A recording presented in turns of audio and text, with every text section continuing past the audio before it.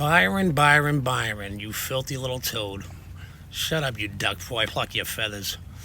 So that's your play, Byron. Deepwater fishing, huh? Reaching for a story to defamate dude's character? Seems pretty desperate to me. You're trying to sound educated, but what I hear is simply ignorance. Your transparency is loud, and you can't hide the fact that you're a straight hater. And it truly bothers you that dude has not only gotten rich exposing your favorite role models, but that he is a white boy doing it. Personally, from the small sample size I've seen, 1090's blacker than you, Byron. You and your forced Denzel laugh. Big sight, new, Hank. Behind nigga. Boom! You never know. That's the point. Go. The thing is, you ain't no Alonzo, and I ain't no Jake. But thank you for seeking my attention. I had no idea Stephen A. Smith and Whoopi Goldberg had a kid. Now let's call a spade, since you stand on so much integrity.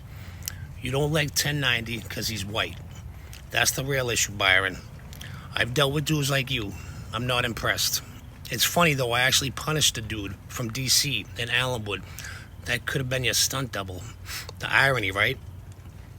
My left hand literally got stuck in his dreadlocks from twisting that shit while I beat his face in with my right for a couple minutes. The screws that you're so fond of clearly had to pull me off of him, but not before I ripped a patch of his scalp off, freeing my hand while booting him in the face, knowing I'd be in the hole for a few months at least. The best part was, I did it solo while 5 of his homeboys stood there and watched along with the rest of the compound that was in the yard that memorable day. Guess they underestimated me. Most likely for the obvious reasons we both know.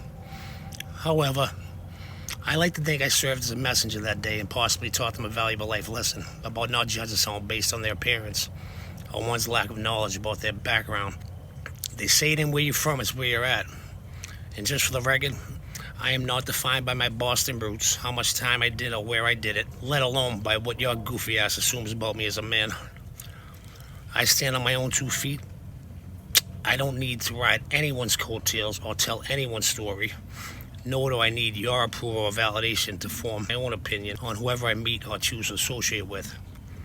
So for what it's worth, since you seem to think you're that important and your voice holds any weight, I'll entertain your take on this topic for archives. You dedicate a YouTube channel to drag dudes' names through the mud, basically based on propaganda to suit your narrative.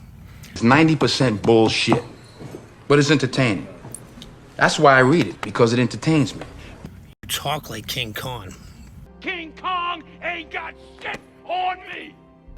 But sounds like to me is you either want to fight him or fuck him. So which is it, Byron?